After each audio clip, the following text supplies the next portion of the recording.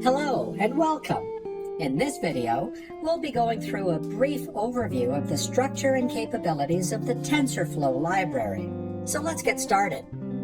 TensorFlow is an open source library developed by the Google Brain team. It's an extremely versatile library originally created for tasks that require heavy numerical computations.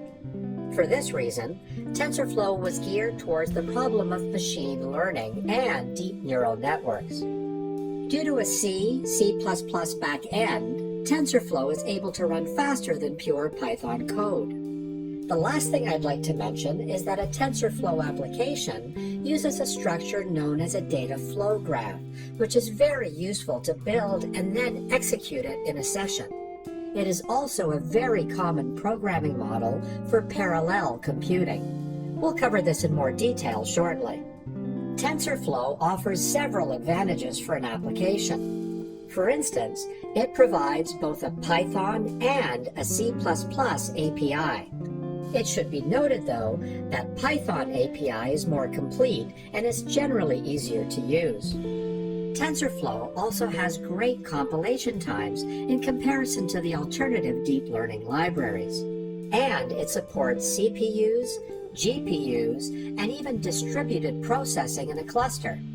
It is a very important feature as you can train a neural network using CPU and multiple GPUs, which makes the models very efficient on large-scale systems.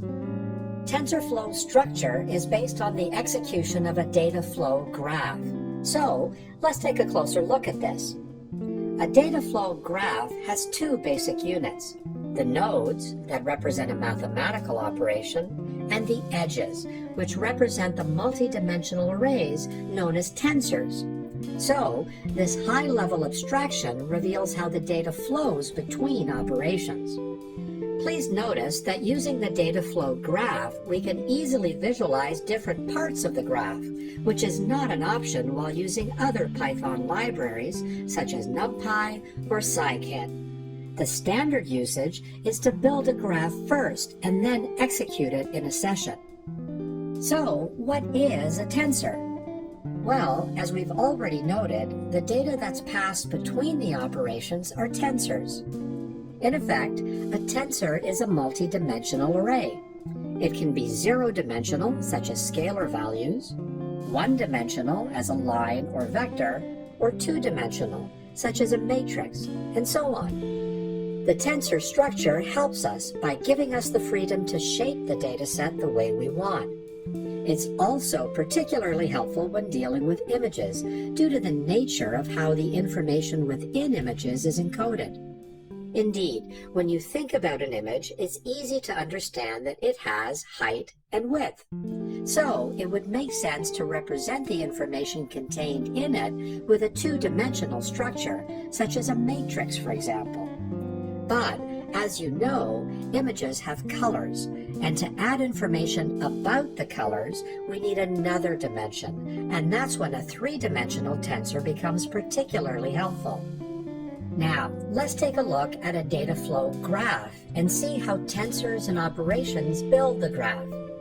As mentioned before, in a data flow graph, the nodes are called operations, which represent units of computation. The edges are tensors, which represent the data consumed or produced by an operation. In this graph, feature matrix is a placeholder.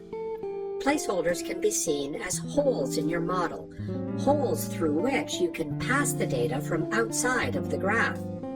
Placeholders allow us to create our operations in the graph without needing the data. When we want to execute the graph, we have to feed placeholders with our input data. This is why we need to initialize placeholders before using them. Let's look at another operation which builds the variables for our program. In this graph, weight matrix is a variable. TensorFlow variables are used to share and persist some values that are manipulated by the program. Please notice that when you define a placeholder or variable, TensorFlow adds an operation to your graph.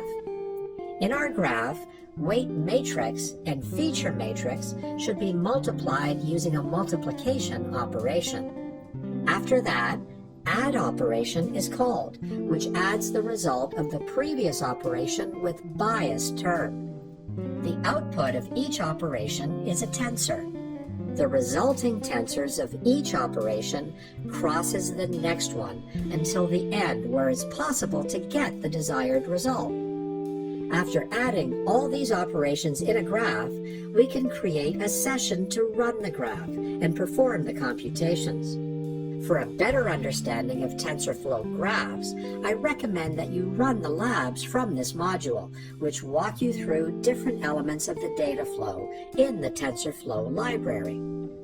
As previously mentioned, TensorFlow comes with an easy-to-use Python interface to build and execute your computational graphs.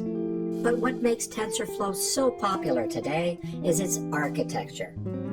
TensorFlow's flexible architecture allows you to deploy computation on one or more CPUs or GPUs, or on a desktop, server, or even a mobile device. This means you build your program once, and then you can run it easily on different devices. So, let's briefly review the reasons why TensorFlow is well suited for deep learning applications. First, TensorFlow has built-in support for deep learning and neural networks, so it's easy to assemble a net, assign parameters, and run the training process. Second, it also has a collection of simple, trainable mathematical functions that are useful for neural networks. Finally, deep learning as a gradient-based machine learning algorithm will benefit from TensorFlow's auto-differentiation and optimizers. This concludes the video. Thanks for watching.